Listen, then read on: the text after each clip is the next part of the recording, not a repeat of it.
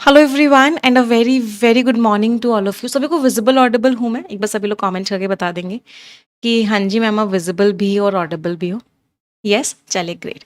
So welcome to the session everyone. आप सभी का हार्दिक स्वागत है आज के सेशन में। जितने भी नए स्टूडेंट्स आए हैं इस चैनल पे, पहली बार आए हैं, सबसे पहले इस चैनल को सब्सक्राइब जरूर कर लेंगे, इस वीडियो को लाइक जरूर कर देंगे और शेयर जरूर कर देंगे। तो स्टार्ट करने जा रहे हैं हम आज का सेशन वोकैबुलरी के साथ। Excited everyone? सब लोग एक्साइटेड हैं? चलिए लेट्स गेट स्टार्टेड। तो आ जाते हैं वोकैबुलरी पे। तो आज का पहला वर्ड है, the very first word of the day is jejune. Jejune शब्द का मतलब क्या होता है? कोई चीज जो बहुत सिंपल सी है, या फिर सिंपल सी का भी का मतलब क्या है कि उसके अंदर कुछ इंटरेस्टिंग नहीं है, मतलब वो चीज बड़ी बोरिंग सी है, कुछ भी मजा सा नहीं आ रहा, ऐसी चीज को आप क्या बोलते हो? जेज्यून। पार्ट ऑफ स्पीच क्या है? ये शब्द आपका एडजेक्टिव है। इसका मतलब वो चीज कैसी है? बहुत ही बोरिंग सी है, डल है। अच्छा, मुझे इसी बात पे बोरिंग वर्ड के कुछ सिनोनिम्स बता दो। कोई चीज अगर बहुत ही बोरिंग सी होती है, आप उसको क्या बोलते हो? डल बोलते हो, ड्रैब बोलते हो, पेडेस्ट्रियन। पेडेस्ट्रियन शब्द के दो मतलब होते हैं। एक मतलब होता है पैदल चलने वाला इंसान, जो पैदल यात्री होता है उसको भी पेडेस्ट्रियन बोलते हैं। और दूसरा मतलब होता है बहुत ही बोरिंग सी चीज, प्रोसाइक, बहुत ही बोरिंग सी चीज। कमी है चमक की, तो क्या बोलते हैं? लैक लस्टर, चमक की बहुत ज्यादा कमी है। कॉमन प्लेस है, मतलब बहुत बोरिंग सी है। Mundane, mundane is also what? बहुत बोरिंग सी। हमड्रम, बहुत बोरिंग सी। कोई चीज बहुत फीकी है, फीकी चीज को क्या बोलते हैं? इंसिपिड। फीकी चीज को क्या बोलते हैं? ब्लैंड। इन दोनों शब्दों का मतलब क्या होता है कि वो चीज कैसी है? बहुत ही फीकी सी है। अच्छा, अब हम बात कर रहे हैं कोई बात बहुत घिसी पिटी है, आप इस बात को सुन सुन के पक चुके हो, तो उसको क्या बोलते हैं? ट्राइट। क्या बोलते हैं? Hackneyed, banal, clichéd, platitudinous. इन शब्दों का मतलब क्या होता है कि जो बात की गई है वो कैसी है? बहुत ही घिसी पिटी सी, कुछ भी मजा सा नहीं आ रहा उसमें, बहुत बोरिंग सी है। टीडियस भी कह सकते हैं, right? Tedious is also what? चीज कैसी है? बहुत ही ज्यादा बोरिंग है। सारे वर्ड्स का पार्ट ऑफ स्पीच जितने भी हमने शब्द लिखे हैं, all of these words are what? All of these words are adjective, सारे के सारे वर्ड्स। अच्छा, इसका एक ईडियम आता है। कोई चीज वही है, सेम पुरानी चीज है, कुछ भी नया नहीं है, कुछ भी मजेदार नहीं है, आप उसको क्या बोलते हो? Run of the mill.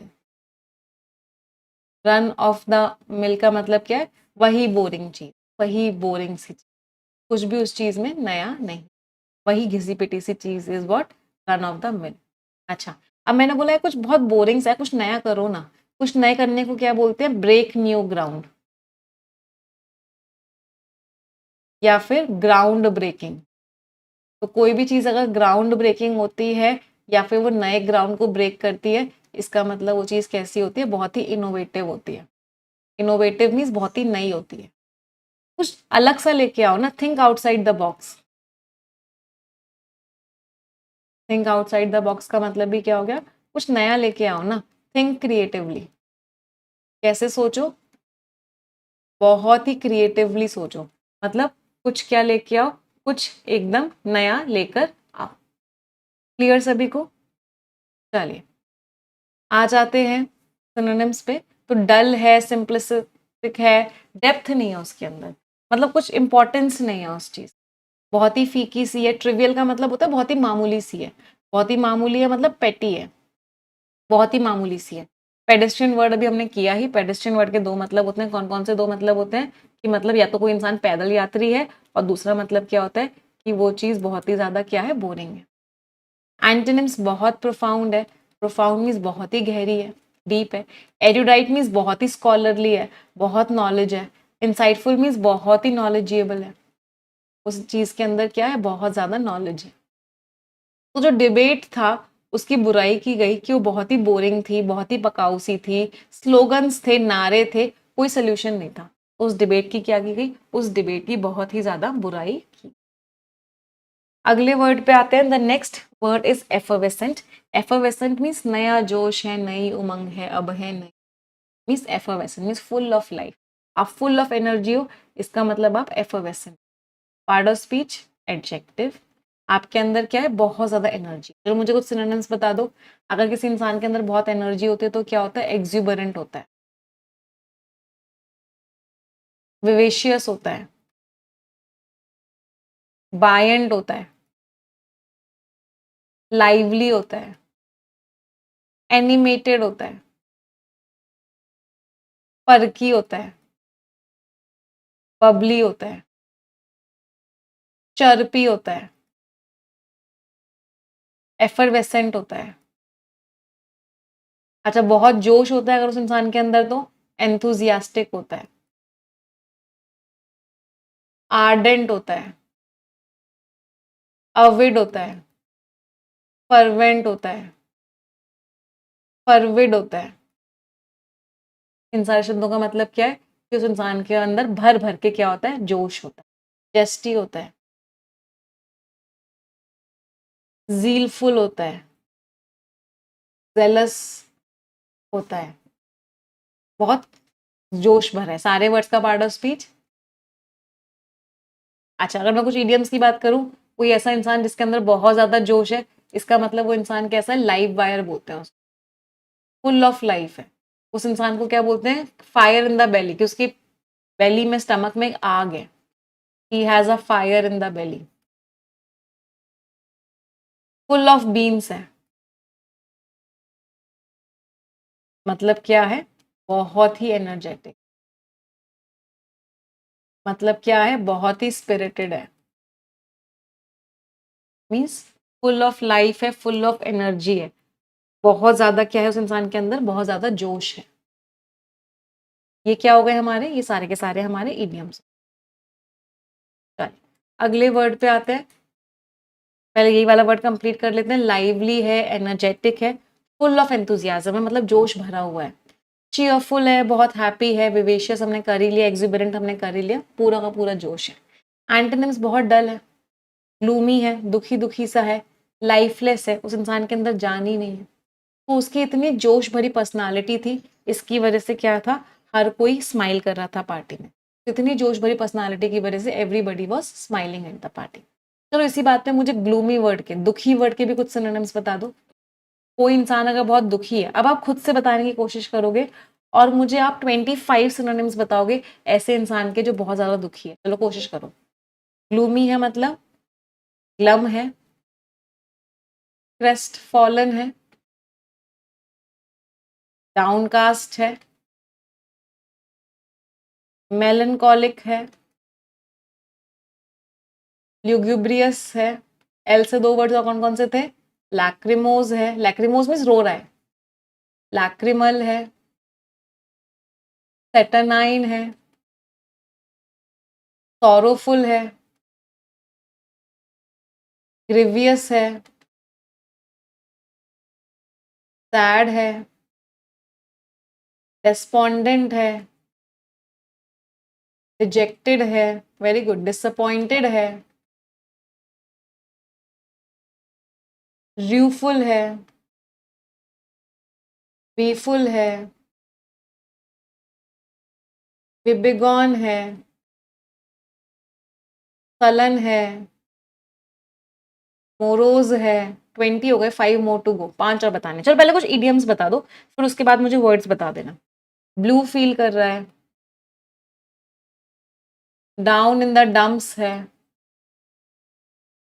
उसने एक लॉन्ग फेस ड्रॉ किया हुआ है, बहुत सैड फील कर रहा है।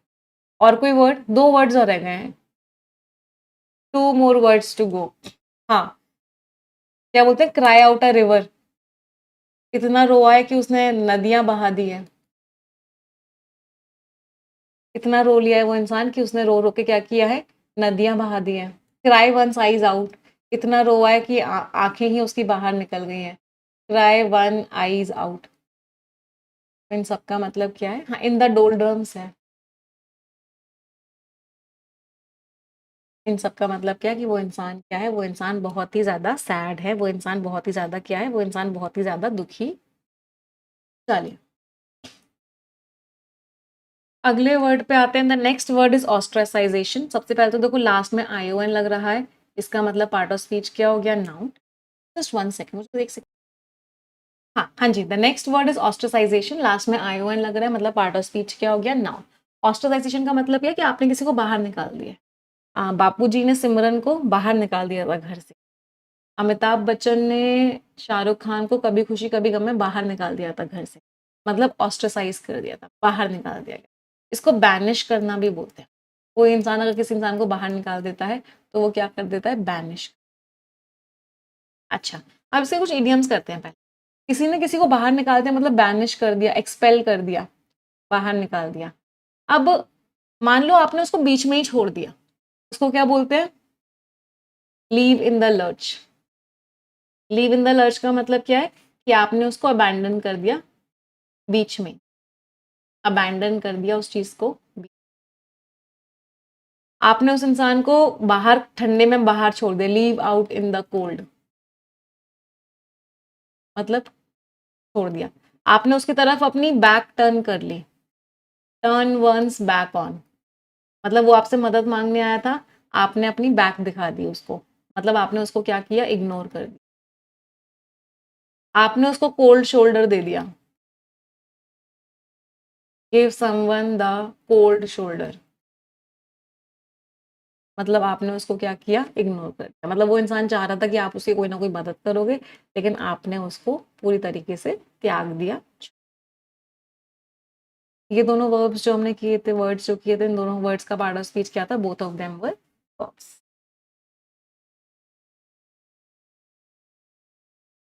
तो एक्सक्लूड कर दिया, रिजेक्ट कर दिया, एक्स कम्युनिकेशन बाहर कर दिया, मार्जिनलाइजेशन अलग कर दिया, एलियनेशन आइसोलेट कर दिया। एंटोनिम्स इंक्लूड कर लिया, इंटीग्रेट कर लिया, मिला लिया, एक्सेप्ट कर लिया, अडॉप्ट कर लिया, एम्ब्रेस कर लिया, मीन्स अपना लिया। तो परसिस्टेंट मीन्स लगातार, कंटिन्यू कोई चीज कर रही है तो कंटिन्यूएशन कह सकते हैं।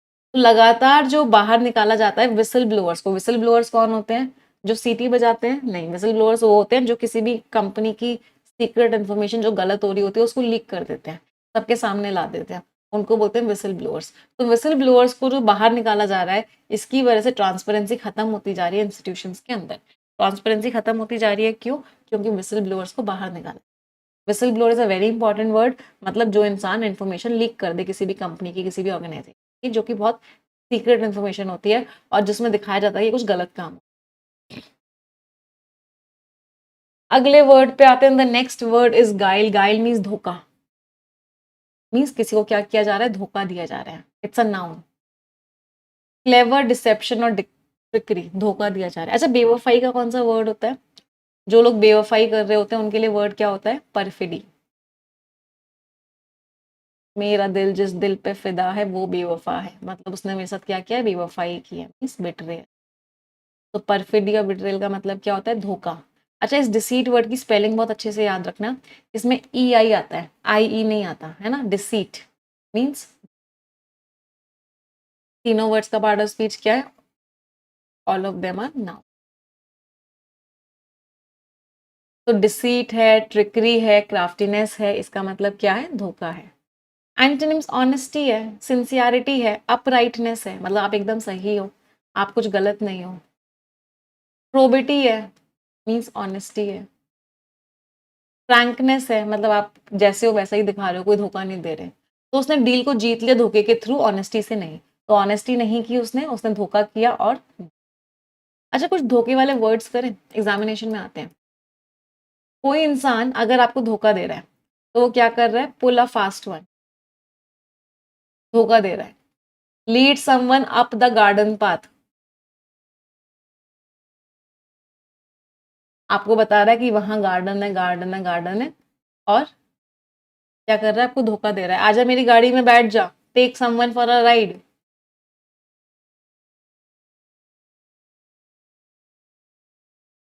क्या कर रहा है सामने वाला इंसान, आपको धोखा दे रहा है। अच्छा, डिसीव कर रहा है, डिसीव इज धोखा देना, इसकी स्पेलिंग याद रखना, स्पेलिंग में बहुत बार क्वेश्चन आता है, इसमें क्या होता है, ई आई होता है। हाँ, pull the wool over someone's eyes, किसी की आंखों के आगे आप पट्टी बांध रहे हो, मतलब उस इंसान को क्या कर रहे हो, धोखा दे रहे हो। अच्छा, स्मोक एंड मिरर्स भी बहुत बार एग्जाम में आता है। Everything was smoke and mirror, सब कुछ स्मोक एंड मिरर्स था, मतलब सब कुछ क्या था, सब कुछ धोखा। एवरीथिंग वाज अ फ्रॉड, सब कुछ धोखा था। अच्छा, कुछ वर्ड्स और होते हैं धोखे से रिलेटेड होते हैं जो बहुत बार एग्जामिनेशन में आते हैं। The first word is chicanery. इसका मतलब भी क्या होता है कि धोखा चल रहा है भाई, ट्रिकरी, धोखा चल रहा है। अच्छा, एक वर्ड होता है जो इंसान, चलो ये तो नाउन था, चलो पहले इसी का वर्ड कर लेते हैं, फिर वो वाले एडजेक्टिव वाले फॉर्म्स बताऊंगी। अगर आप किसी को धोखा दे रहे हो उसको मशीनेशन भी बोलते हैं। मशीनेशन का मतलब भी क्या है कि आप क्या कर रहे हो, सीक्रेट में उसके खिलाफ षड्यंत्र रच रहे हो। फिर सटरफ्यूज, सटरफ्यूज भी क्या होता है कि आप क्या कर रहे हो, वही ट्रिकरी कर रहे हो, उस इंसान को क्या कर रहे हो, धोखा दे रहे हो। अंडर हैंडेडनेस, छुप छुप के क्या कर रहे हो, कुछ गलत काम कर रहे हो, मतलब डिसऑनेस्टी, गलत काम कर रहे हो। तो इन सारे शब्दों का मतलब क्या है कि आप क्या कर रहे हो, गलत काम कर रहे हो। ब्लफ, ब्लफ एक गेम भी खेलते हो आप, है ना। ब्लफ इज ऑल्सो व्हाट, धोखा, फ्रॉड। अच्छा, ये तो हो गए हमारे नाउन फॉर्म्स। अब बात करते हैं हम ऐसे इंसान की जो धोखा देता है। ऐसा इंसान जो अंदर से कुछ और है लेकिन बाहर उससे कुछ और दिखाता है, ऐसे इंसान को क्या बोलते हैं, ऐसे इंसान को बोलते हैं हाइपोक्राइट। जो अंदर से कुछ और है, अंदर से बहुत खराब इंसान है लेकिन बाहर से वो क्या दिखा रहा है कि मैं बहुत बढ़िया इंसान हूँ, हाइपोक्राइट। इस चीज को क्या बोलते हैं, हिपोक्रेसी। एक इंसान किसी और का भेष बना के आपको धोखा देता है, वो होता कोई और है, वो भेष किसी और का बनाया होता है, उस इंसान को क्या बोलते हैं, इम्पोस्टर। तो इम्पोस्टर कौन होता है, जो इंसान होता कोई और है और वो बनाता भेष किसी और का है। Such a person is what, impostor. Impostor की स्पेलिंग सही लिखी है मैंने, इज OR।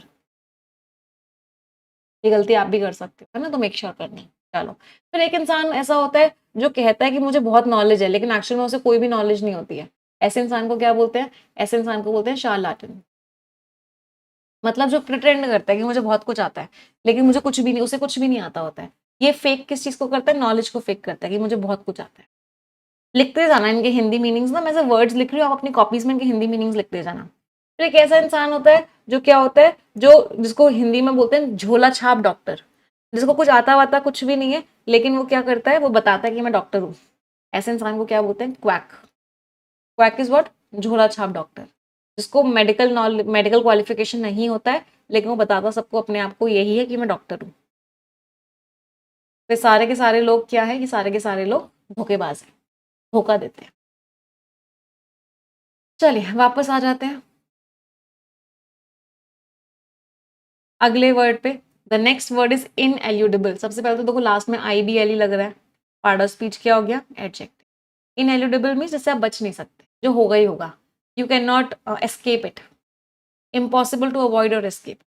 इनएविटेबल है, बच नहीं सकते, इनएस्केपेबल है, बच नहीं सकते, अनअवॉइडेबल है, बच नहीं सकते। तो ऐसी चीज जिससे आप बच नहीं सकते वो चीज क्या होती है, इनएल्यूडेबल होती है। एंटोनिम्स, बच सकते हो, अवॉइडेबल है, एस्केपेबल है, प्रिवेंटेबल है, मतलब आप उस चीज से बच सकते हो।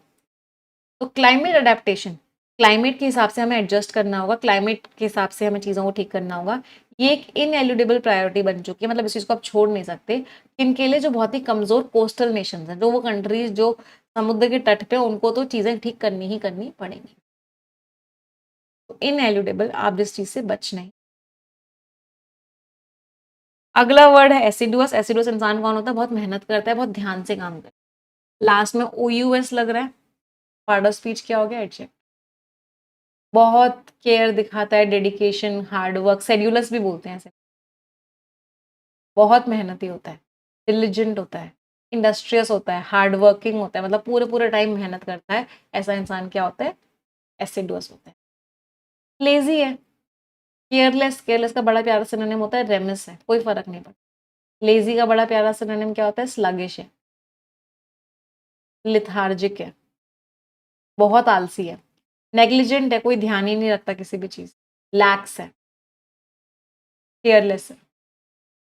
तो वो एक बहुत ही मेहनती स्टूडेंट है जो हर दिन पढ़ती है बिना फेल के। तो वो क्या है, बहुत ही मेहनती स्टूडेंट है, वो हर दिन पढ़ती है। चलो मुझे मेहनत करने के कुछ इडियम्स बता दो। कोई इंसान अगर बहुत मेहनत करता है तो वो क्या करता है, put one's shoulder to the wheel. उसका शोल्डर व्हील पे ही लगा रहता है, मतलब बहुत मेहनत करता है। Keep one's nose to the ग्राइंडस्टोन,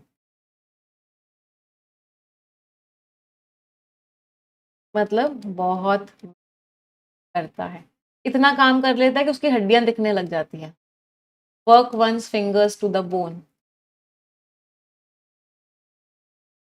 दिन रात एक कर देता है, रात रात भर भी काम करता है। तो जो इंसान रात रात भर भी काम करता है, burn the midnight oil. Burn the midnight oil का मतलब क्या है कि आप रात रात भर भी काम करो। Go the extra mile, go the extra mile का मतलब क्या है कि आप एक्स्ट्रा एफर्ट लगा रहे हो, आप पूरी तरीके से आपने क्या किया है, अपनी जान छोड़ लगा दी है। लीव नो स्टोन अनटर्न, कोई भी कमी आपने नहीं छोड़ी, मतलब बहुत ज्यादा मेहनत किया। स्वेट ब्लड, खून पसीना एक कर दिया है, बहुत ज्यादा। तो ये सारे के सारे इडियम्स किस चीज के हैं, ऐसे इंसान के हैं जो बहुत ज्यादा मेहनत करते। वापस आ जाते हैं अगले वर्ड पे। The next word is imbroglio. Imbroglio means confusion ही कंफ्यूजन है, सोल्यूशन का पता नहीं, मतलब बहुत confusing situation. Part of speech noun, एक बहुत ही कॉम्प्लिकेटेड और कंफ्यूजिंग सिचुएशन है। डिसएग्रीमेंट, लोग मान ही नहीं रहे। क्वैगमायर है, एंटैगलमेंट, फंसे हुए हो। प्रेडिकामेंट, प्रॉब्लम है। क्वांडरी है, फंसे हुए हो। कोनंड्रम है, मतलब फंसे हुए हो। एंटोनिम्स क्लैरिटी है, आपने ठान लिया है, सिंपल है चीजें, कोई प्रॉब्लम ही नहीं है।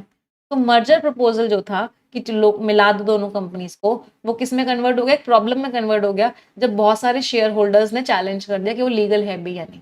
इसका मतलब क्या है, आप फंसे हुए थे, तो एक प्रॉब्लम में कन्वर्ट हो गया। अच्छा, अगर आप फंसे हुए होते, कुछ इडियम्स बताओगे मुझे, बस जगह आज कम क्यों लग रही है। अगर आप फंसे हुए हो तो you are in hot water, you are in a pickle, you are in a jam. आप कंफ्यूज हो तो यू आर एट सी। कोई चीज बहुत कंफ्यूजिंग होती है तो गॉर्डियन नॉट होती है। आपको कुछ समझ में नहीं आ रहा है, कंफ्यूज हो तो एट सिक्सेस एंड सेवंस। इन सब का मतलब क्या है कि आप क्या हो, आप फंसे हुए हो, आपको नहीं समझ में आ रहा कि क्या करना है। इन अ बाइंड हो, राइट। तो इन सारे के सारे इडियम्स का मतलब है फंसे हुए हो, कंफ्यूज्ड। अगले वर्ड पे आ जाते हैं। The next word is ennui. Part of speech noun, इसका मतलब क्या है, आप बहुत बोर हो चुके हो, आपको समझ नहीं आ रहा कि अब मैं करूं तो क्या करूं, अब इतने ज्यादा क्या हो चुके हो, अब इतने ज्यादा पक चुके हो उस काम को करते करते। बोर्डम, डिससेटिस्फाइड हो, थकान हो चुकी है। टीडियम का मतलब क्या है, वही मोनोटनी कह सकते हैं। मोनोटनी का मतलब क्या, एक ही काम बार बार बार बार बार बार करना पड़ रहा है, तो आप क्या हो चुके हो, बहुत ज्यादा परेशान हो चुके हो। एंटोनिम्स, बहुत एक्साइटेड हो, बहुत इंटरेस्टेड हो, एंथुजियास्टिक हो, जोश है। तो सेम काम को करते करते वो थकान से भर गया, बोर हो गया, उसे अब समझ ही नहीं आ, ऊब गया, मतलब साधारण शब्दों में बोले तो वो ऊब गया। सेम काम वो रोज रोज रोज रोज रोज रोज कर। Next word is inveigle. Inveigle का मतलब क्या है, आप चमचागिरी कर। एक्शन की बात कर रहे हैं, part of speech is verb, मतलब आप उसको मनाने की कोशिश कर रहे हो उसकी चमचागिरी करके। तो आप उस इंसान को मनाने की कोशिश कर रहे हो, उसकी चमचागिरी कर रहे हो, कोक्स कर रहे हो, मना रहे हो। बीडल कर रहे हो, मना रहे हो। कैजोल कर रहे हो, उसको मना रहे हो। कैसे मना रहे हो, आप उसकी चमचागिरी कर रहे हो, पूरी तरीके से उसकी चमचागिरी। एंटोनिम्स, उसको मना कर रहे हो, दूर कर रहे हो, एलिनेट, अलग कर रहे हो। तो फ्रॉस्टर्स ने कोशिश करी कि वो जो बूढ़े इन्वेस्टर्स हैं उनको मना लें कि वो अपनी लाइफ की सेविंग्स ट्रांसफर कर दें। तो चमचागिरी करने की कोशिश करी। चमचागिरी करने को क्या बोलते हैं, स्वीट टॉक कर। आप क्या कर रहे हो उसके साथ, स्वीट टॉक कर रहे हो। आप क्या कर रहे हो, टोडी कर रहे हो, ब्राउन नोज कर रहे हो, इनग्रेशिएट कर रहे हो, बूट लिक कर रहे हो, एप्पल पॉलिश कर रहे हो। इन सारे शब्दों का मतलब क्या होता है कि आप उस इंसान की चमचागिरी कर रहे हो। अगले वर्ड पे आते हैं निगर्ड। निगर्ड कौन होता है, बहुत ही ज्यादा कंजूस इंसान। तो बहुत ज्यादा कंजूस इंसान को क्या बोला जाता है, निगर्ड बोला जाता है। पार्ट ऑफ स्पीच नाउ, बहुत ही ज्यादा कंजूस इंसान। मिजर, स्टिंजी, पार्सिमोनियस, बहुत ही ज़्यादा कंजूस है, स्क्रूज भी बोलते हैं ऐसे, स्क्रूज है, बहुत ही ज़्यादा कंजूस है, स्किन फ्लिंट भी बोलते हैं, बहुत कंजूस है। एंटोनिम्स जेनरस है, दिल खोल के खर्चा करता है, लिबरल है, चैरिटेबल है, खूब खर्चा करता है। तो निगर्ड ने पैसा खर्च करने से मना कर दिया इसेंशियल चीज़ों पे, वो इतना कंजूस था कि वो ज़रूरी चीज़ों पे भी पैसा खर्च नहीं। समझ आई वोकैबुलरी सभी को? येस और नो माय चैंपियंस? चलिए आ जाते हैं स्टोरी पे, बट उससे पहले मैं रिक्वेस्ट करूंगी, 6000 से ज़्यादा बच्चे सेशन देख रहे हैं, बट उतने लाइक्स नहीं हुए अभी तक। एक बार तुरंत के तुरंत लाइक कर देंगे सभी लोग। If more than 6000 students are watching the session, तो इतने लाइक्स तुरंत हो जाने चाहिए। अ डिफिकल्ट सिचुएशन, हो गए 6000 से ज़्यादा लाइक्स? चलिए आ जाते हैं आर्टिकल पे। आज की कहानी है कबीर की। कबीर जब भी वर्ड आता है मुझे याद आता है कबीरा। कबीर बहुत मेहनती बच्चा था। जैसे जैसे वर्ड आएगा ना, आप उसका मीनिंग मेरे साथ बोलोगे। जो हमेशा अपना काम समय पे कंप्लीट करता। उसकी एक बहुत ही एफर्वेसन मीन्स बहुत ही एंथुजियास्टिक सा था वो, जोश से भरा हुआ था, ऐसी पर्सनालिटी थी। हर किसी के साथ वो बहुत अच्छा दोस्त था। उसके टीचर उसको विश्वास करते थे। क्यों विश्वास करते थे? क्योंकि वो ऑनेस्ट भी था और रिस्पॉन्सिबल। एक दिन क्या हुआ, एक डिसऑनेस्ट बॉय ने उसको उसके साथ ट्रिक यूज करी और चुराया हुआ पैसा उसके बैग में डाल दिया।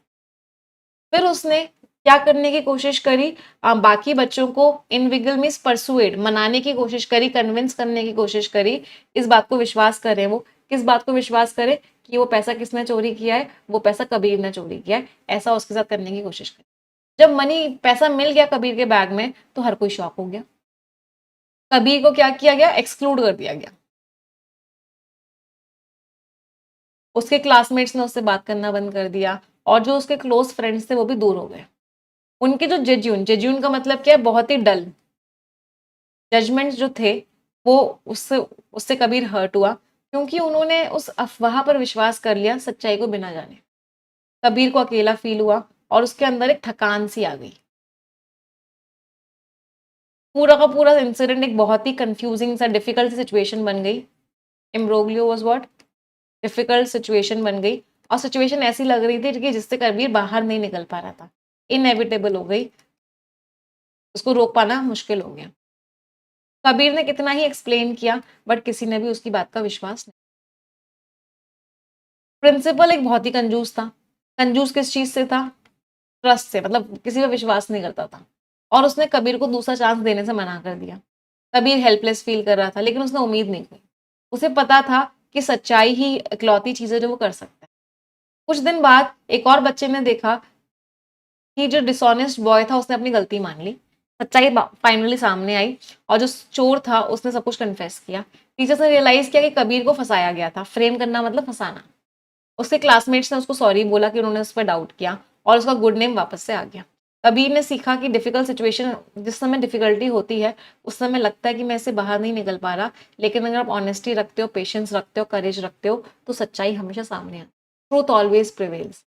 सच्चाई हमेशा प्रिवेल करती है, सच्चाई हमेशा जीतती है। बस आपको थोड़ा सा सब्र रखना हो। डिफिकल्ट सिचुएशन आज है, कल नहीं होगी।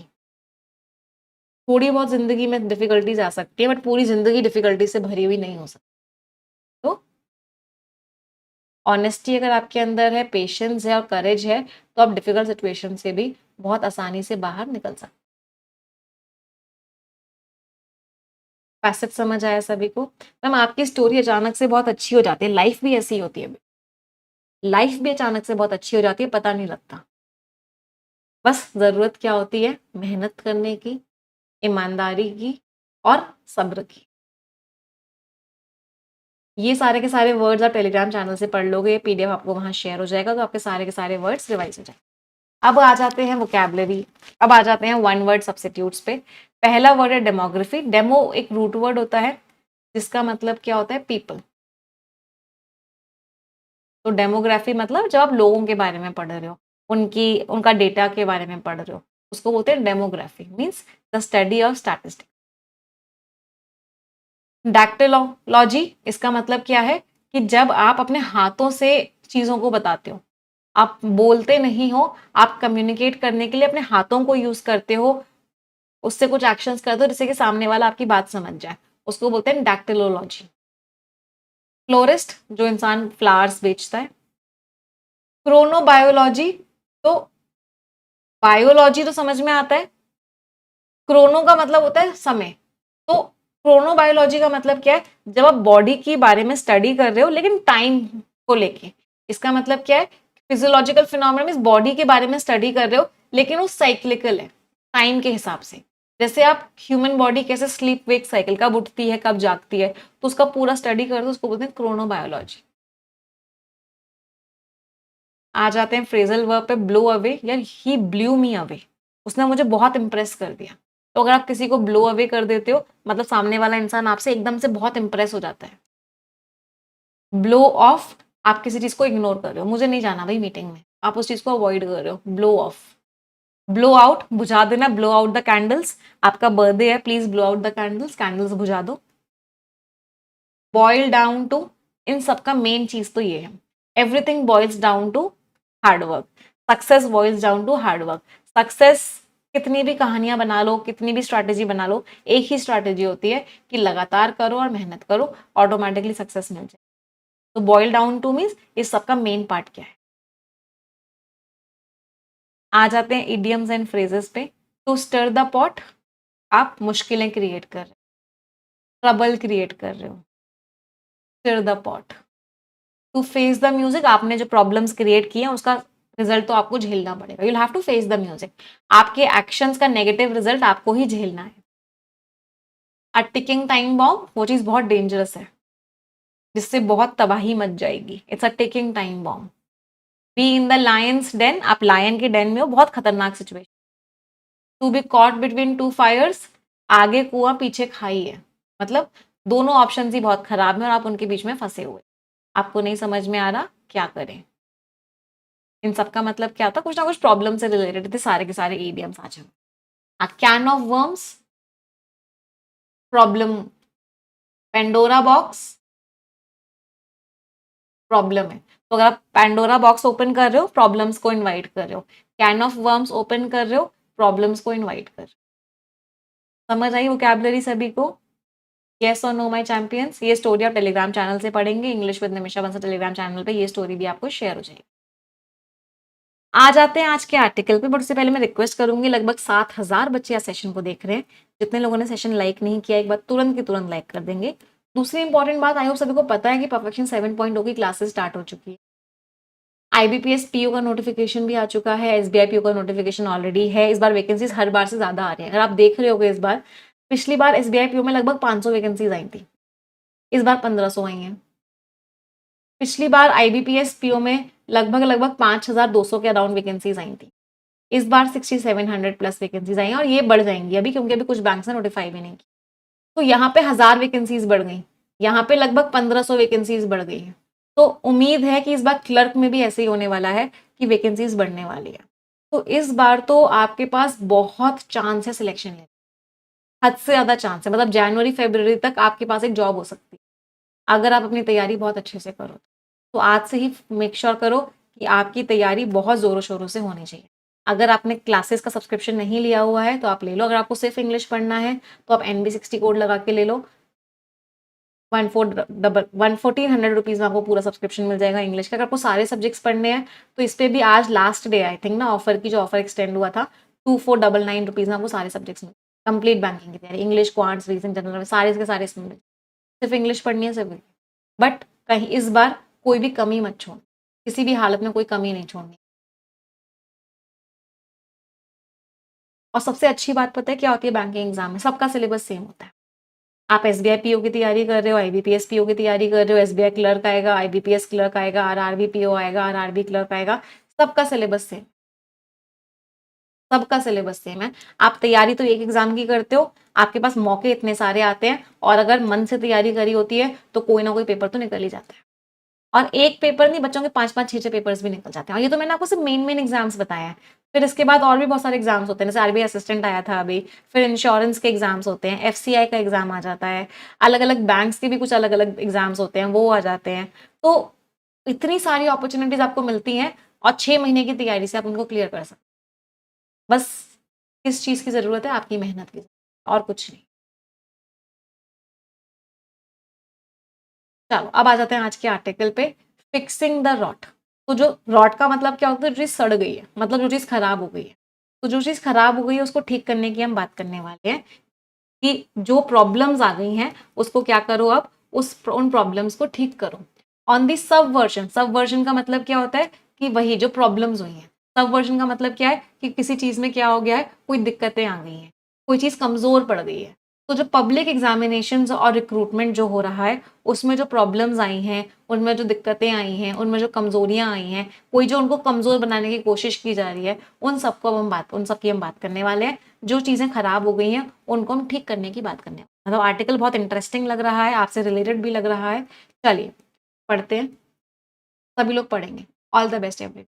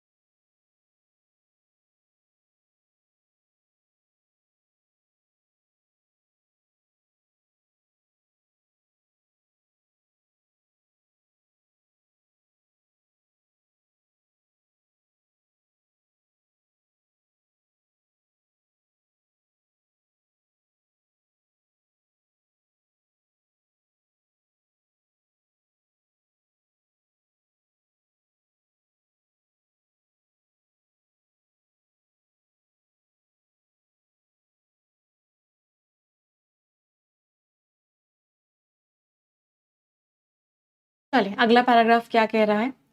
Corruption in public life. तो जो करप्शन होता है पब्लिक लाइफ में, चीज़ों में जितना भी करप्शन हो रहा है उसको किस चीज़ से लिंक किया जाता है? Is often link to malfeasance. Malfeasance का मतलब क्या होता है? कि कुछ गलत काम हो रहा है, मतलब रॉन्गफुल एक्ट, कि गलत काम है। The venality of government officials. तो जो गवर्नमेंट ऑफिशियल्स हैं उनकी वीनलिटी, वीनलिटी का मतलब वही है करप्शन, मतलब जो वो गलत काम कर रहे हैं। तो वीनलिटी का मतलब क्या है? कि वो करप्ट जो हो रहे हैं, एक्ट ऑफ बीइंग करप्ट। तो वो जो गलत काम कर रहे हैं, जो हाई प्लेसेस में, जो ऊंची ऊंची पोजीशंस पे हैं, वो रिश्वत ले रहे हैं, ब्राइब मीन्स रिश्वत ले रहे हैं, मिस यूजिंग देयर पोजिशन, अपनी पोजीशन का गलत इस्तेमाल कर रहे हैं अपने आप को एनरिच करने के लिए। एनरिच करने का मतलब क्या है? कि अपने आप को भरने के लिए, अपने, जैसे इसको हिंदी में एग्जैक्ट बोले तो अपने गल्ले भरने के लिए। तो रिश्वत ले रहे हैं, या फिर अपने क्रोनी से, क्रोनीज का मतलब क्या? अपने फ्रेंड्स के, अपने रिलेटिव्स के, अपने से एसोसिएटेड लोगों के। बट अ मोर करोजिव वेरिएंट, पर लेकिन एक बहुत ही ज्यादा करोजिव मीन्स नुकसान पहुंचाने वाला, लेकिन इसका बहुत ही ज्यादा नुकसान पहुंचा देने वाला वेरिएंट क्या है? जो इम्पिंच करता है पब्लिक लाइफ पे। इम्पिंच करने का मतलब क्या है? जो इम्पैक्ट करता है। तो जो इम्पैक्ट कर रहा है, किसके ऊपर इम्पैक्ट कर रहा है? पब्लिक लाइफ पे इम्पैक्ट कर रहा है। इम्पिंच का मतलब एक तरीके से इम्पैक्ट करना, जनरली नेगेटिव इम्पैक्ट होता है। उसमें क्या आता है? कि सिस्टमैटिक तरीके से सबवर्ट किया जा रहा है। सबवर्ट करने का मतलब क्या है? कमजोर किया जा रहा है। किस चीज को कमजोर किया जा रहा है?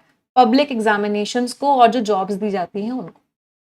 दिस इज बिकॉज, ऐसा इसलिए है क्योंकि जो पब्लिक एग्जामिनेशंस होते हैं और जो टीचर रिक्रूटमेंट, टीचर को जॉब्स दी जाती हैं, टीचर रिक्रूटमेंट जो होता है, ये रास्ता होता है जिससे कि स्किल्ड इंडिविजुअल्स बनते हैं एक रैपिडली मॉडर्नाइजिंग इकोनॉमी में। एक ऐसी इकोनॉमी में जो बहुत तेजी से मॉडर्नाइज हो रही है, जहां पे जॉब्स किस पे डिपेंड करते हैं? कि आपके पास स्किल है या नहीं, और आपने ट्रेनिंग ली है या नहीं। अगर इन प्रोसेसेस में करप्शन होता है, ये जो प्रोसेस है ये मेरिट के ऊपर बेस होनी चाहिए, कि भाई जिसके नंबर ज्यादा आए हैं उसको जॉब मिलनी चाहिए। तो होना क्या चाहिए कि जिसके नंबर ज़्यादा आए हैं उसको जॉब मिलनी चाहिए, लेकिन इन प्रोसेसेस में करप्शन होता है, ये क्या कर देगा, कमज़ोर कर देगा, एरोड कर देगा, मीन्स तबाह कर देगा, डिस्ट्रॉय कर देगा। किस चीज़ को डिस्ट्रॉय कर देगा ये? इंडिया की एबिलिटी को, कि इंडिया जो है पूरी तरीके से रियलाइज़ नहीं कर पाएगा। रियलाइज़ का मतलब क्या है? फ़ायदा नहीं उठा पाएगा। किस चीज़ का फ़ायदा नहीं उठा पाएगा? अपने डेमोग्राफिक डिविडेंड का। डेमोग्राफिक डिविडेंड का मतलब क्या होता है कि हमारे जो यूथ हैं, हमारे जो लोग हैं जो वर्किंग एज में हैं, जो इंडिया को आगे बढ़ाने में एक रोल प्ले कर सकते हैं, उनको बोलते हैं डेमोग्राफिक डिविडेंड। तो इंडिया उनका यूज़ नहीं कर पाए। चाहे अभी नेशनल टेस्टिंग एजेंसी जो एनटीए था, उसने दोबारा से नीट करवाया मेडिकल अंडर ग्रेजुएट एस्पिरेंट्स के लिए। तो अभी नीट दोबारा करवाया गया, या फिर जो पोस्टपोन किया गया महाराष्ट्र में जो टीईटी होने वाला था, टीचर एलिजिबिलिटी टेस्ट होने वाला था, उसको पोस्टपोन किया गया उसकी डेट से जस्ट पहले। तो ये जो मलाइस है, मलाइस का मतलब क्या है? ये जो प्रॉब्लम है, ये क्या है? डिप्रेसिंगली मीन्स दुख देने वाली, फेमिलियर है, मतलब हमें बहुत कॉमन सी लग रही है। अब ये चीज बहुत कॉमन होगी। तो पूरे पैराग्राफ में ऑथर क्या कह रहे हैं? पूरे पैराग्राफ में ऑथर कह रहे हैं कि देखो यार, रिक्रूटमेंट वाले चीजों में ना करप्शन नहीं होना चाहिए। आप जॉब दे रहे हो तो उस इंसान को जॉब दो जो डिजर्व करता है, जिसके अंदर स्किल है, जिसके अंदर मेरिट है। आप एग्जामिनेशन लो, उसमें जो अच्छा करे उसको जॉब दो। बट यहाँ पे जब करप्शन होता है, पैसे दे के जब जॉब दी जाती है, तो ये चीज बहुत गलत होती है। दूसरी बात, अभी नीट एग्जाम क्या हो गया, उसको दोबारा से रिकंडक्ट करवाना पड़ा। फिर महाराष्ट्र में जो टीईटी टेस्ट था, उसको पोस्टपोन किया गया। तो ये सारी की सारी चीजें बताती है कि करप्शन यहाँ पे भी आ रहा है और करप्शन को रोकने की जरूरत है। अगला पैराग्राफ पढ़ेंगे सभी लोग।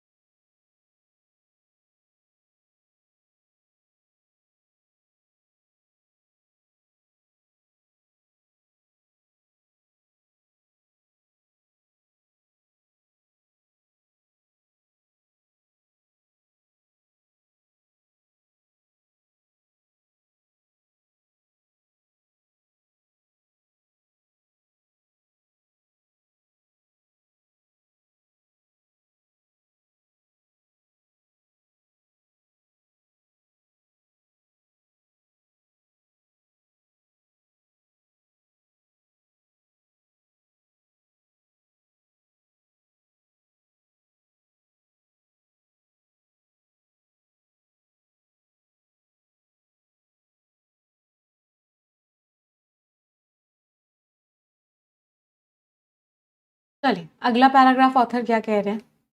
It is driven by a cottage industry. Cottage industry का मतलब है एक छोटी सी इंडस्ट्री है जो पेपर को लीक करती है। कैसे लीक करती है? उनके पास इनसाइडर नेटवर्क होता है। तो उनके पास जहाँ पेपर बन रहा होता है वहां का नेटवर्क होता है, वो पेपर को लीक कर देते हैं। और वो टारगेट कौन करते हैं, और वो पेपर बेचते किसको है? पेपर बेचते हैं इतना वास्ट, वास्ट मीन्स ह्यूज, इतना बड़ा कोचिंग का इकोसिस्टम है। तो इतना बड़ा कोचिंग का इन्वायरमेंट है, जितने भी बड़े बड़े कोचिंग इंस्टीट्यूट्स हैं, उनको क्या किया जाता है? उनको पेपर बेचा जाता है टू रेक इन, जिससे कि क्या लिया जा सके? रेक इन। रेक इन मीन्स अर्न, उनसे पैसा कमाने के लिए। और पैसा किससे कमाया जाता है? उन लोगों से जो ढूंढ रहे होते हैं, सीख मीन्स चाह रहे होते हैं शॉर्टकट पास करने, तो उनसे पैसा कमाया जाता है।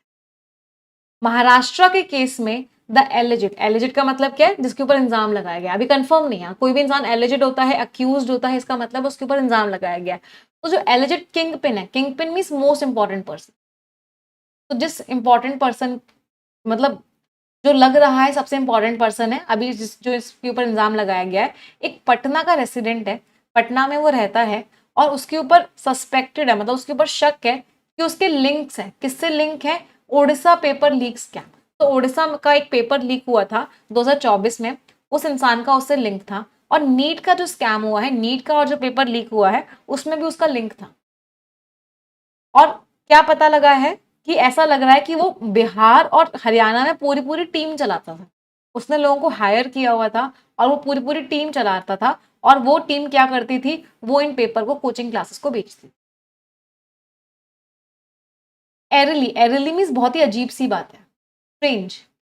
तो बड़ी अजीब सी बात है, a similar template, template means pattern, same pattern surface करता है, सामने आता है, स्कैम आफ्टर स्कैम, एक के बाद एक के बाद एक घोटाला होता है, सेम पैटर्न हमारे सामने। गुजरात में दो एलिजिड मास्टरमाइंड, जिसके ऊपर इल्जाम लगाया गया है कि 2023 में एक जूनियर क्लर्क का रिक्रूटमेंट एग्जाम का लीक हुआ था, और इसके पीछे मास्टरमाइंड कौन था, वो एक एम्प्लॉय था एक हैदराबाद की प्रेस में, जिस पे पेपर प्रिंट हो रहा था। तो पेपर प्रिंट होने के लिए एक हैदराबाद की प्रेस में गया था, वहां पे एक एम्प्लॉय ने पेपर लीक कर दिया था। 2024 में जम्मू एंड कश्मीर में भी एक प्रिंटिंग प्रेस का ही इनसाइडर था, तो प्रिंटिंग प्रेस में ही जो इंसान काम करता था और सिक्योरिटी मैन जो थे वहां के, उनके ऊपर इल्जाम लगाया गया था कि 2022 में सर्विसेज बोर्ड का एग्जाम जो लीक हुआ था, उसमें इन लोगों के ऊपर इल्जाम लगाया गया था, ये लोग इन्वॉल्व थे। राजस्थान में दिसंबर 2022 में टीचर रिक्रूटमेंट पेपर को बेचा गया था, किसके द्वारा बेचा गया था, एक सर्विंग गवर्नमेंट टीचर के द्वारा, तो एक टीचर ने ही उस पेपर को सेल किया था। कॉमन एलिमेंट क्या है, ऑथर ने इतने सारे एग्जांपल्स दिए, इन सब में कॉमन क्या है, इन सब में कॉमन है कि इनसाइडर नेटवर्क होते हैं लोगों के, जो काम करते हैं, जो ढूंढते हैं तरीके जिससे कि पूरा का पूरा घोटाला किया जाए। तो पूरा पैराग्राफ क्या कह रहा है, या तो कोई प्रिंटिंग प्रेस का इंसान होता है जहाँ पे पेपर पब्लिश हो प्रिंट हो रहा होता है, या फिर एक टीचर ने ही किया था एक बार, तो फिर सिक्योरिटी मैन इन्वॉल्व हो जाते हैं। तो इनसाइडर नेटवर्क पूरा का पूरा होता है, जो क्या करता है, पेपर को निकालता है वहां से, फिर वो लोगों को देता है, उनको कोचिंग इंस्टीट्यूट्स में बेचा जाता है, और फिर उन बच्चों तक पहुंचाया जाता है जिनको शॉर्टकट चाहिए होते हैं पेपर क्लियर करके। और ये इतना ज्यादा करप्ट पूरा का पूरा सिस्टम हो चुका है। अगला पैराग्राफ पढ़ेंगे सभी लोग।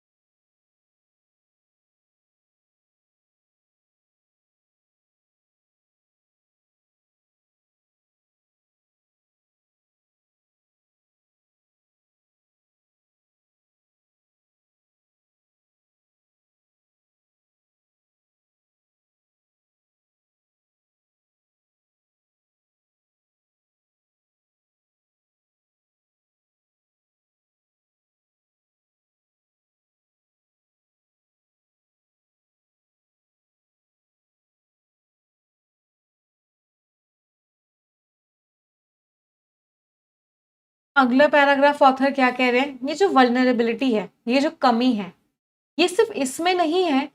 वल्नरेबिलिटी मीन्स वीकनेस, ये जो कमजोरी है सिर्फ इसमें नहीं है कि किस तरीके से पेपर डिस्ट्रीब्यूट किए जाते हैं, इसमें भी है जिस तरीके से वो सेट किए जाते हैं। तो सिर्फ डिस्ट्रीब्यूशन में ही नहीं है कि प्रिंटिंग प्रेस से ही लीक हो रहा है, नहीं, जो लोग बना रहे हैं वो भी, उसमें भी कमी है, क्योंकि जो रिपीटेड इन्वॉल्वमेंट है of a select group of experts, वही एक्सपर्ट से पेपर बनवाया जाता है जो कि सिलेक्ट ग्रुप है, मतलब बार बार एक ही लोग एक ही ग्रुप से पेपर बनवाए जाते हैं, और बहुत सारे लोग जो होते हैं वो कोचिंग इकोसिस्टम से लिंक्ड होते हैं। तो बहुत सारे लोग कोचिंग के पूरे इन्वायरमेंट से लिंक्ड होते हैं, और वही लोग बार बार इन्वॉल्व होते हैं पेपर बनाने। दिस इज वाई, इसीलिए जो रिचुअल है, रिचुअल मीन्स जो प्रथा चलती आ रही है, मतलब जो काम बार बार हो रहा है उसको बोलते हैं रिचुअल, प्रथा, ट्रेडिशन।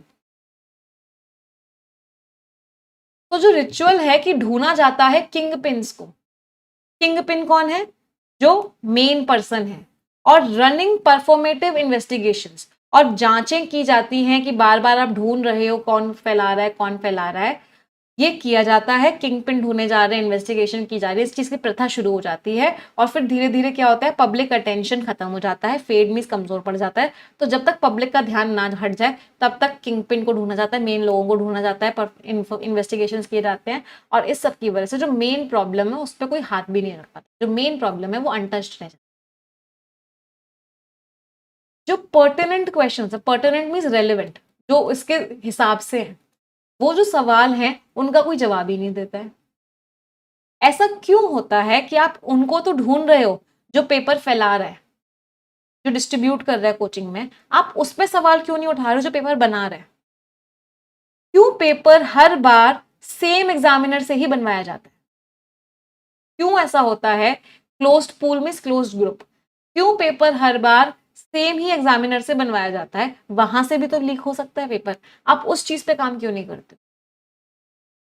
क्या उनके जो एंटीसीडेंट्स हैं और जो उनके कमर्शियल लिंक्स हैं, क्या उनको आप वेरीफाई करते हो? एंटीसीडेंट शब्द का मतलब क्या होता है? एंटीसीडेंट शब्द का मतलब यहाँ पे ये है कि एक तरीके से आप कह सकते हो कि वो कहां से आए, या एंटीसीडेंट का मतलब है कि उन्होंने पेपर बनाया, उसके बाद उन्होंने क्या किया, किसको दिया, क्या उनका पूरा एंटीसीडेंट का मतलब कि कौन सी चीज पहले हुई। एंटी शब्द का मीनिंग क्या होता है? बिफोर। तो कौन सी चीज पहले हुई, सीक्वेंस ऑफ इवेंट्स, क्या क्या इवेंट्स हुए पेपर बनने के से पहले। और जो उनके कमर्शियल लिंक्स हैं, क्या उनके अकाउंट में कहीं से पैसा तो नहीं आया? क्या आप ये सब कभी वेरीफाई करते हो एग्जामिनर की? तो जो इंसान पेपर बना रहा है, क्या उनके बैंक अकाउंट्स वगैरह चेक होते हैं? क्या उनके पेपर बनाने से पहले के जो इवेंट्स होते हैं, किससे वो फोन पे बात कर रहे हैं, किससे कम्युनिकेट कर रहे हैं, क्या ये सब चीजें चेक होती हैं? क्या जो डिपार्टमेंट्स हैं जो उन एग्जाम्स को रन करते हैं, क्या वो स्क्रूटनाइज करते हैं, क्या वो जांच करते हैं, इवेलुएट करते हैं एग्जामिनर्स को कि क्या उनका कहीं कॉन्फ्लिक्ट ऑफ इंटरेस्ट तो नहीं है? कॉन्फ्लिक्ट ऑफ इंटरेस्ट का मतलब क्या होता है कि आपने पेपर बनाने का काम दिया और मान लो आपने पेपर बनाने का काम किसी कोचिंग के टीचर को ही दे दिया। आपने पेपर बनाने का काम किसी कोचिंग के टीचर को ही दे दिया। अब कॉन्फ्लिक्ट ऑफ इंटरेस्ट आ गया, वो तो चाहेगा कि उसके बच्चे पास हो जाए और वही पेपर बना रहा है। तो क्या आप इस चीज को चेक करते हो? लास्टली, अगर जो सिस्टम है वो फॉलो करे, इन सब चेंजेस को लेके आए, तो it would be incomplete without accountability. फिर भी चीजें इनकम्प्लीट होंगी जब तक आप जिम्मेदारी नहीं डालो। जिम्मेदारी डालना बहुत जरूरी है। एजुकेशन मिनिस्टर्स जो हैं सेंटर लेवल पे, स्टेट लेवल पे, सबको अपनी गलती माननी चाहिए। तो बेसिकली ऑथर ने यही बोला कि आप पेपर फैलाने वाले पे तो काम कर दो, जो पेपर बना रहा है क्या उसको चेक करते हो? पेपर बना रहा है उसका कॉन्फ्लिक्ट ऑफ इंटरेस्ट देखते हो कि कहीं वो कहीं और इन्वॉल्व तो नहीं है? उसके बैंक अकाउंट्स वगैरह चेक करते हो? क्या क्या इवेंट्स हुए उसकी लाइफ में उससे पहले, वो चेक करते हो? तो ये सब चीजें करना जरूरी है, तभी आप इस चीज को रोक पाओगे। और दूसरी बात, एक जिम्मेदारी भी लेनी पड़ेगी। जो हमारे एजुकेशन मिनिस्टर्स हैं उनको जिम्मेदारी लेनी पड़ेगी। उनका अगर फेलियर हुआ है, पेपर अगर लीक हुआ है, तो उनको उस गलती को मानना पड़ेगा। पैसेज समझ आया सभी को? अच्छा पैसेज था, है ना? इंटरेस्टिंग पैसेज था। चलिए क्वेश्चंस पर आ जाते हैं। All the best everyone. Reading comprehension for all.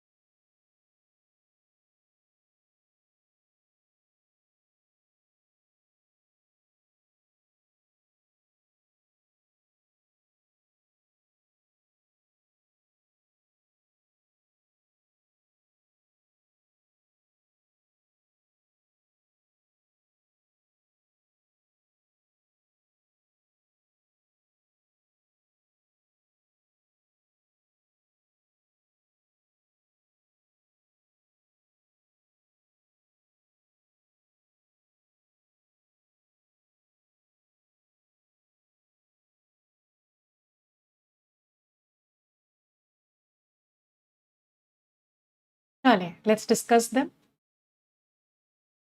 Corruption जो है पब्लिक एग्जामिनेशंस में वो ज़्यादा खतरनाक क्यों है? सिर्फ एडमिनिस्ट्रेटिव करप्शन, क्योंकि इससे क्या होता है, recruit merely means only, only word ने घोटाला कर दिया, सिर्फ और सिर्फ रिक्रूटमेंट का प्रोसीजर डिले होता है, एफिशिएंसी पे कोई इम्पैक्ट नहीं पड़ता, गलत है। ये जो है मेरिट बेस्ड सिस्टम को कमजोर बना देता है, मार्क्स के हिसाब से जो बच्चों को जॉब मिलती है वो सिस्टम कमजोर हो जाता है, जिसकी वजह से एक स्किल्ड वर्कफोर्स क्रिएट होती थी मेरिट बेस्ड सिस्टम की वजह से, वो कमजोर पड़ जाती है। कंट्री का जो डेमोग्राफिक पोटेंशियल है कि जो लोग काम कर सकते हैं, अच्छे से काम कर सकते हैं, वो कम हो जाता है। सही बात है, मेरिट बेस्ड सिस्टम होता तो जो लोग काबिल होते उन्हीं को जॉब मिलती, तो बहुत अच्छे से काम होता। लेकिन अब मेरिट बेस्ड सिस्टम तो रहा नहीं, लोग पैसा दे रहे हैं और जॉब ले रहे हैं, तो ये चीज गलत है, जिसकी वजह से कंट्री के ऊपर नेगेटिव इम्पैक्ट पड़ रहा है। ये मेनली अफेक्ट करता है प्राइवेट कोचिंग इंस्टीट्यूट्स को, पब्लिक इन्वायरमेंट को इफेक्ट नहीं करता, कि सिर्फ कोचिंग इंस्टीट्यूट्स को इम्पैक्ट करता है, इनको इम्पैक्ट नहीं करता, बिल्कुल गलत है। तो answer is C only. Next question, इनमें से कौन सा स्टेटमेंट है जो ऑथर की चिंता जो है कि बार बार ये एक स्कैम हो रहे हैं, बार बार ये घोटाले हो रहे हैं, तो कौन सा स्टेटमेंट है जो उस बात को स्ट्रॉन्ग बना रहे हैं? बार बार जो इनसाइडर्स इन्वॉल्व है अलग अलग स्टेट्स में, ये बताता है कि कमजोरियां हैं। ये अलग अलग इंसिडेंट्स नहीं है, स्ट्रक्चर में ही कमी है। सही बात है, इनसाइडर्स बार बार इन्वॉल्व हो रहे हैं, इसका मतलब है कि स्ट्रक्चर में ही कमी है। सेम ही मेथड्स आ रहे हैं, हर बार सेम मेथड से ही घोटाला किया जा रहा है, इसका मतलब है कि ऑर्गेनाइज्ड क्रिमिनल नेटवर्क है। सही बात है, हर बार सेम मेथड यूज किया जा रहा है घोटाला करने के लिए, इसका मतलब है जो नेटवर्क है बहुत ऑर्गेनाइज्ड तरीके से चल रहा है। बार बार जो पेपर लीक हो रहे हैं, ये मेनली रिजल्ट है कि इस मेनली वर्ड ने घोटाला कर दिया कि बच्चे जो है डिपेंडेंट हैं बहुत ज्यादा कोचिंग इंस्टीट्यूट में, ना कि इंस्टीट्यूशन में प्रॉब्लम है। कह रहे इंस्टीट्यूशन में कोई प्रॉब्लम नहीं है, बच्चे डिपेंडेंट है कोचिंग इंस्टीट्यूट में इसलिए प्रॉब्लम है, नहीं इंस्टीट्यूशन में प्रॉब्लम है, सिस्टम में प्रॉब्लम है, तो ये गलत हो गया। तो answer is a, both A and. Next, कौन सा स्टेटमेंट ट्रू है? तो जो इंडिविजुअल्स प्रिंटिंग प्रेस से एसोसिएटेड थे, उनको अक्यूज में से निकले हैं वो बहुत सारे एग्जामिनेशन केसेस में। सही बात है, प्रिंटिंग प्रेस में लोग जो है इन्वॉल्व निकले हैं।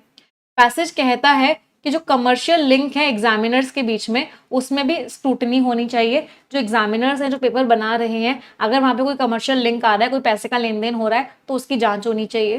बिल्कुल सही बात है। कोचिंग इकोसिस्टम को बोला जा रहा है कि वो पूरी तरीके से अनइन्वॉल्व है, बिल्कुल गलत बात है। कोचिंग इकोसिस्टम को भी इन्वॉल्व माना जा रहा है, वो अनइन्वॉल्व नहीं है। एंटायरली मीन्स कंप्लीटली, पूरी तरीके से, इस एंटायरली वर्ड ने घोटाला कर दिया। तो answer is C, both A and. अगला, कौन कौन से कंक्लूजन आप पैसेज से निकाल सकते हो? जो बार बार जो स्कैम हो रहे हैं पूरी कंट्री में हो रहे हैं, वो दिखाता है कि सिर्फ एक ही स्टेट जिम्मेदार है, सिर्फ एक ही स्टेट जिम्मेदार नहीं है, सब जिम्मेदार है। एग्जामिनेशन की सिक्योरिटी को आप स्ट्रांग नहीं कर सकते अकेले अकेले ट्रांसपोर्टेशन से, तो सिर्फ ट्रांसपोर्टेशन में ही आप सिक्योरिटी स्ट्रांग नहीं कर सकते। अगर कमजोरी पुरानी स्टेज पे एग्जामिनर अगर लीक कर रहा है, तो आपको उस पर भी काम करना पड़ेगा। सिर्फ प्रिंटिंग प्रेस पे ही अगर आपने स्ट्रांग बना लिया चीजों को, तो काम नहीं होगा, आपको एग्जामिनर को भी चेक करना पड़ेगा। तो सिर्फ इससे काम नहीं चल सकता। सही बात है। पब्लिक कॉन्फिडेंस जो है मेरिट बेस्ड रिक्रूटमेंट में, वो कमजोर हो रहा है जब बार बार स्कैम्स सेम पैटर्न फॉलो कर रहे हैं, तो बार बार घोटाले हो रहे हैं, बार बार सेम पैटर्न फॉलो हो रहा है, तो पब्लिक का जो विश्वास है वो कमजोर पड़ता जा रहा है। बिल्कुल सही बात है, answer is B, both B and. Tone बतानी है, डिनंशिएटरी, ऑथर ने बुराई करी है सरकार की, बिल्कुल बुराई करी है ऑथर ने। क्यों बार बार घोटाले हो रहे हैं भाई? ऑथर बहुत सेटिस्फाइड है, मैं जो कर रहा हूँ वो बेस्ट है, सरकार जो कर रही है वो बेस्ट है, इससे अच्छा कुछ नहीं हो सकता, गलत है। बहुत खुश है ऑथर, नहीं खुश भी नहीं है ऑथर। तो आंसर इज टोन सिर्फ ए वाली है, ओनली। क्या क्या स्कोर्स रहे सभी के? हाँ, अभी हम पार्सिंग भी करेंगे, डोंट वरी, पार्सिंग भी मैं आपको करवाऊंगी, एकदम लास्ट में करवाऊंगी पार्सिंग। अब हम आ जाते हैं स्किमिंग के आर्टिकल पे। क्या बात है, आज 8,000 से ज्यादा बच्चे सेशन देख रहे हैं। जितने लोगों ने लाइक नहीं किया, एक बार तुरंत के तुरंत लाइक कर देंगे। येस एंड नो, हाँ और ना। मैम परफेक्शन, नया परफेक्शन कब स्टार्ट हो रहा है? कल से स्टार्ट हो चुका है बेटा, it has started from yesterday, कल से स्टार्ट हो चुका है। पहली क्लास आपको रिकॉर्डेड देखनी पड़ेगी, और आज से आप 11 बजे लाइव आ सकते। परफेक्शन 7 पॉइंट होगी, पहली क्लास से ही देखना स्टार्ट करना है। बाकी डिटेल्स मैं लास्ट में दे दूंगी। इरोजन मीन्स कमजोर जो पड़ती जा रही है इंडिया की democracy, grass roots democracy, grass root का मतलब होता है एकदम लोकल लेवल पे, जो डेमोक्रेसी जो कमजोर पड़ती जा रही है। चलो पहले पूरा आर्टिकल आप खुद से करेंगे, फिर हम समझाएंगे। All the best everyone.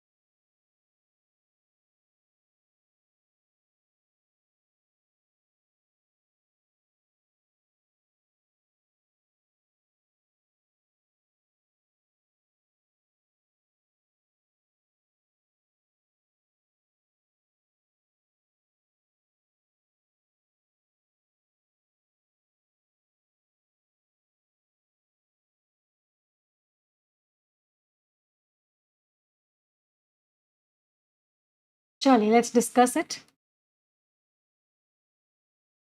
एक रिपोर्ट आई है इस सर्वे पे, वो बताती है एक विंडो कि कैसे ग्रास रूट डेमोक्रेसी खत्म होती जा रही है, लोकल लेवल पर डेमोक्रेसी खत्म होती जा रही है।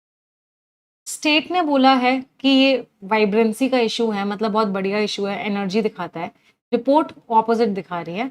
उसने बताया कि पार्टिसिपेशन कमजोर होता जा रहा है, सिटीजन्स जो है एंगेज नहीं कर रहे हैं, उसके जो सोल्यूशंस हैं इसकी वजह से रूरल वर्किंग क्लास और दूर जा रही है।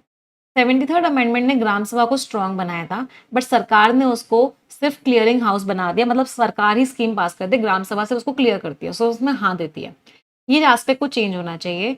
इतने सारे रिस्पोंडेंट्स ने बोला कि रिजल्ट की कमी है, जिसकी वजह से उनका इंटरेस्ट नहीं रह गया है। रिपोर्ट कह रही है कि रिपोर्ट पुश करे कि इस एप्लीकेशन को यूज किया जाए और मीटिंग में क्या क्या डिस्कशन हुआ उसको अपलोड किया जाए। रियल वर्ल्ड में जो पंचायत सेक्रेटरीज हैं उनके पास कम टाइम होता है डिस्कशन को फैसिलिटेट करने में। इसकी वजह से ऑफिशियल्स जो हैं वर्कर्स को क्या बोलते हैं कि उनकी जो डिमांड्स हैं वो सिस्टम में आई ही नहीं है क्योंकि सर्वर एरर है। आधे से ज़्यादा बैरियर्स जो हैं वो क्यों रोजी रोटी को लेके हैं, और ये बताते हैं कि प्रॉब्लम चल रही है। स्टेट जो है जानबूझ के एक्सक्लूड नहीं कर रही है, जैसे कि स्कॉलर्स ने हाईलाइट किया। रिपोर्ट इस बात को भी नहीं मानती है, इन पॉसिबिलिटीज को। स्टेट जो है अटेंडेंस को इंस्टीट्यूशनलाइज नहीं कर रही है कि पेड प्रोटेक्शन कंपोनेंट होगा, मतलब अटेंडेंस देना कोई पेड कंपोनेंट है। तो ग्राम सभाज में क्या हो गया है, लोग आ ही नहीं रहे हैं, सिर्फ इंजॉयमेंट के लिए आ रहे हैं। रिपोर्ट के हिसाब से ग्राम सभाज इतना टाइम लोकल इश्यूज को आइडेंटिफाई करने में निकालती है, लेकिन सिर्फ 4% टाइम ही वो रेवेन्यू जनरेशन को डिस्कस कर। ग्राम पंचायत को रोका गया अपने टैक्स बढ़ाने से, जिसकी वजह से वो डिपेंडेंट हो जाती हैं। ये जो कमीशन है ये ग्रांट करता है कि स्पेंडिंग इन सब चीज़ों पे की जाएगी। कोई इंसेंटिव नहीं है सिटीजन्स को उस मीटिंग को अटेंड करने का, अगर फंड जो है ऑलरेडी दिल्ली वाले लोग ही मांग रहे हैं।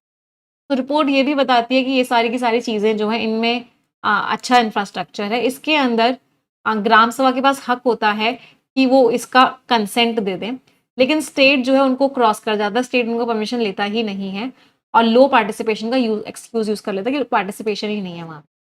ये जो प्रोटेस्ट थे वो भी इसी इशू के थे। उनके पास हक होता है नो कहने का और स्टेट को मानना पड़ेगा वो बात, लेकिन यस ही उनका आंसर होता है, तो प्रॉब्लम्स हैं। तो बेसिकली ऑथर वही कह रहे हैं, पूरे पैराग्राफ में सिर्फ एक ही बात ऑथर ने बोली कि ये जो ग्राम सभाज होती हैं, ग्राम पंचायत होती हैं, इनके पास हक होता है बहुत सारी चीज़ें करने का, लेकिन ये कुछ नहीं करते। ये ना ही कोई अच्छा डिस्कशन कर रहे हैं लोगों के साथ, ना ही वहाँ पे पार्टिसिपेशन है सिटीजन का। ये सिर्फ स्टेट गवर्नमेंट और सेंट्रल गवर्नमेंट जो उनको कहती है उसमें बस अपनी हाँ कर देते हैं। इनके पास हक होता है ना करने का, लेकिन ये रोकते नहीं है। तो ग्राम पंचायत, ग्राम सभा खराब होती जा रही है, ये कोई काम नहीं कर रही है। डेमोक्रेसी जो है ग्रास रूट लेवल की जो डेमोक्रेसी है वो खत्म होती है। तो मेन पैराडॉक्स क्या है? पैराडॉक्स का मतलब क्या? दो अपोजिट चीजें जो मिनिस्ट्री की रिपोर्ट ने बताई है। रिपोर्ट कह तो रही कि पार्टिसिपेशन कम होता जा रहा है, लेकिन रिपोर्ट ये भी कह रही है कि ये कदम आपको उठाने चाहिए जिससे कि क्या हो जाएंगे, ये जो कॉजेज हैं डिसएंगेजमेंट के वो और ज्यादा बढ़ जाएंगे। ठीक लग रहा है? रिपोर्ट कह रही है कि पार्टिसिपेशन में कमी है, लेकिन फिर भी रिपोर्ट ऐसी बातें बोल रही है जिससे और डिसएंगेज हो जाएंगे लोग और लोग हिस्सा नहीं लेंगे। रिपोर्ट कह रही है कि पार्टिसिपेशन जो है मेनली इंफ्रास्ट्रक्चर की कमी की वजह से आ रहा है। पार्टिसिपेशन में जो कमी हो रही है उसका कारण ये है? नहीं, रिपोर्ट ने ऐसा नहीं बोला कि पार्टिसिपेशन में जो कमी है उसका कारण डिजिटल इंफ्रास्ट्रक्चर नहीं है सरकार के पास, वहां के लोकसभा के पास, इसलिए पार्टिसिपेशन नहीं कर रहे हैं लोग।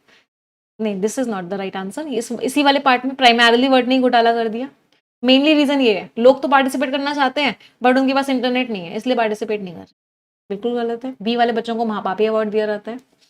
रिपोर्ट कंक्लूड कर रही है कि जो लो अटेंडेंस हो रही है वो इस वजह से हो रही है कि ग्राम सभा बहुत ज्यादा टाइम दे रही है रेवेन्यू जनरेशन को, नहीं, उसे 4% टाइम दे रही है, ज्यादा टाइम तो दे ही नहीं रही। बिल्कुल गलत है।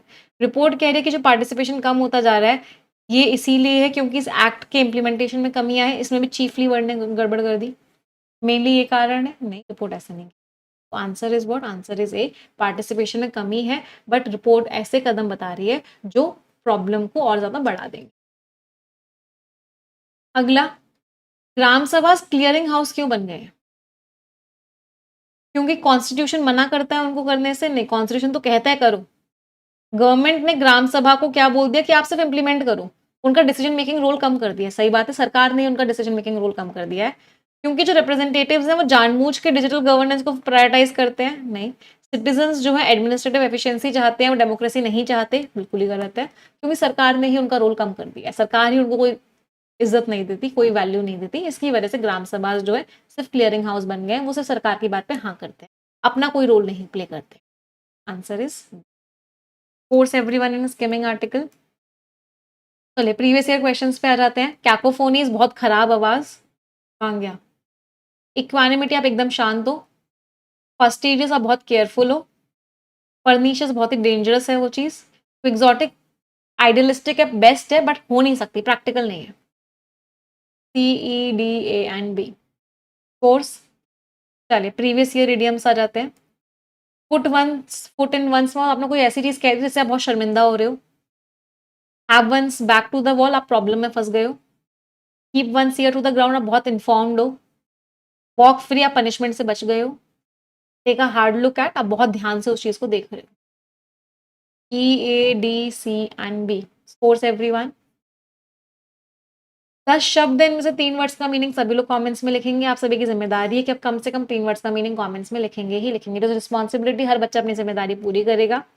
जो बच्चे अपनी जिम्मेदारी पूरी करेंगे उनमें से एक बच्चे को हम success no more an illusion book भी गिफ्ट करेंगे, और उस बच्चे के घर वो बुक भिजवाई भी जाएगी।